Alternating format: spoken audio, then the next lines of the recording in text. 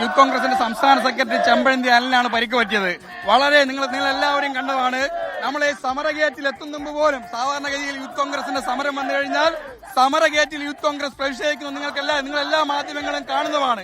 എന്നാൽ ഇവിടെ സമരഗേറ്റിൽ എത്തും മുമ്പ് തന്നെ പോലീസ് പ്രകോപനം ഉണ്ടാക്കി ലാത്തിച്ചാർജ് ഉണ്ടാക്കിയാണ്.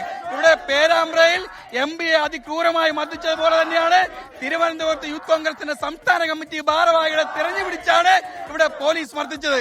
യൂത്ത് കോൺഗ്രസിന്റെ ഭാഗത്തു നിന്നും യാതൊരു പ്രകോപനവും ഉണ്ടായില്ല. നിങ്ങൾ എല്ലാവരും കണ്ടതുപോലെ തന്നെയാണ് നമ്മുടെ പ്രിയങ്കരനായ കേരളത്തിലെ യൂത്ത് കോൺഗ്രസ്കാരുടെയും കോൺഗ്രസ്കാരുടെയും ഒക്കെ അഭിമാനം. കേരളത്തിൽ 1 ലക്ഷത്തിൽ പരം വോട്ടിന് CPM-ന്റെ ഇടതുപക്ഷത്തിന്റെ മുഖ്യമന്ത്രി എന്ന് പറഞ്ഞിരുന്ന KK ശൈലജയെ തോൽപ്പിച്ച ശ്രീ ഷാഫി പറമ്പിൽ MP-യുടെ മൂക്കിടിച്ച് പൊട്ടിക്കാനുള്ള ധൈര്യം കേരളത്തിലെ പോലീസിന് ആരാണ് കൊടുത്തത്?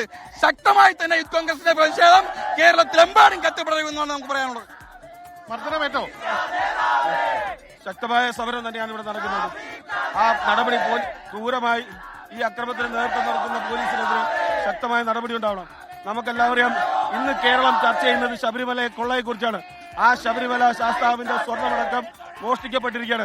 ആ കള്ളന്മാരെ പിടികൂടുന്നതിന് പകരം, ആ തൊണ്ടി മുതലിനെ കണ്ടെത്തുന്നതിന് പകരം, ആ കള്ളന്മാരെ ജയിലിലടയ്ക്കുന്നതിന് പകരം ഇവിടെ ന്യായമായ ജനകീയ വിഷയങ്ങൾ ഉന്നയിച്ചുകൊണ്ട് ജനങ്ങളുടെ ഇടയിൽ നിൽക്കുന്ന ജനകീയ MP-മാരെ, ജനകീയ പ്രവർത്തകരെ പോലീസിനെ ഉപയോഗിച്ചുകൊണ്ട് ആക്രമിക്കുന്നതാണ് നമ്മൾ കണ്ടത്. എത്ര ക്രൂരമായിട്ടാണ് ഷാഫി പറമ്പിൽ MP-യുടെ മൂക്ക് തല്ലി തകർത്തത് നമ്മൾ എത്ര തവണ കണ്ടു TV-യിലൂടെ. ആ രക്തം വാർന്ന് നിൽക്കാതെ ചോരയൊലിക്കുന്നത് നമ്മളെല്ലാവരും കണ്ടില്ലേ? എന്തിനാണ് പോലീസ് ഇത്തരം ഒരു ആക്രമണം അഴിച്ചുവിടുന്നത്? ഒരു കാരണവുമില്ലല്ലോ. കേരളത്തിലെ സമരങ്ങൾ ആദ്യമായിട്ടല്ലല്ലോ, കേരളത്തിലെ പ്രതിഷേധം നടക്കുന്നത് ആദ്യമായിട്ടല്ലല്ലോ.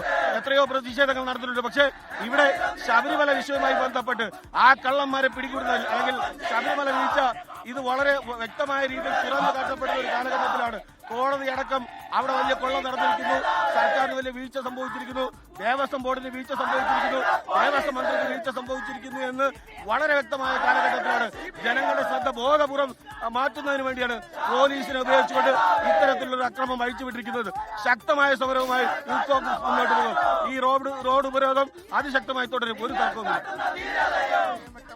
ശക്തമായി തന്നെ റോഡ് ഉപരോധം മുന്നോട്ട് കൊണ്ടുപോകാനാണ് യൂത്ത് കോൺഗ്രസ് പ്രവർത്തകരുടെ തീരുമാനം. യൂത്ത് കോൺഗ്രസ് ഒരു സംസ്ഥാന സെക്രട്ടറിയാണ് പോലീസ് ലാത്തിചാർജിൽ മർദ്ദനമേറ്റത്. അദ്ദേഹത്തെ ആശുപത്രിയിലേക്ക് മാറ്റിയിട്ടുണ്ട്. സുഹൈൽ, വളരെ അടുത്ത് വളരെ കുറച്ച് ദിവസങ്ങൾക്ക് മുമ്പ് മാത്രം പോലീസ് ക്രൂരതയുമായി ബന്ധപ്പെട്ട് KSU യൂത്ത് കോൺഗ്രസ് സംയുക്തമായി തിരുവനന്തപുരത്ത് മാർച്ച് നടത്തിയപ്പോൾ പോലീസിന്റെ സംയമനത്തിന്റെ അങ്ങേയറ്റം നമ്മൾ കണ്ടതാണ്. പക്ഷേ ഇന്ന് സമരഗേറ്റിനോട് അടുക്കും മുമ്പ് തന്നെ പോലീസ് പ്രവർത്തകർക്ക് നേരെ ലാത്തി വീശിയിരിക്കുന്നു, പ്രവർത്തകർക്ക് പരിക്കേറ്റിരിക്കുന്നു. അങ്ങനെ സംയമനം ഒട്ടുമില്ലാത്ത പോലീസ് നമ്മൾ അവിടെ കണ്ടു. എന്തായാലും പ്രവർത്തകർ പിരിഞ്ഞു പോയിട്ടില്ല. അവിടെ റോഡ് ഉപരോധിച്ചുകൊണ്ട് അവിടെ പ്രതിഷേധം ശക്തമാക്കുകയാണ്. സമാനമായ പ്രതിഷേധം സംസ്ഥാനത്തിന്റെ വിവിധയിടങ്ങളിൽ ഇപ്പോൾ നടന്നുകൊണ്ടിരിക്കുകയാണ്. ആലപ്പുഴയിലേക്കാണ് നമ്മൾ പോകുന്നത്. ആലപ്പുഴയിൽ നേരത്തെ ഈ ഷാഫി പറമ്പിൽ MP-ക്ക് മർദ്ദനമേറ്റതുമായി ബന്ധപ്പെട്ട് റോഡ് ഉപരോധിച്ചുള്ള പ്രതിഷേധം തുടങ്ങിയിരുന്നു.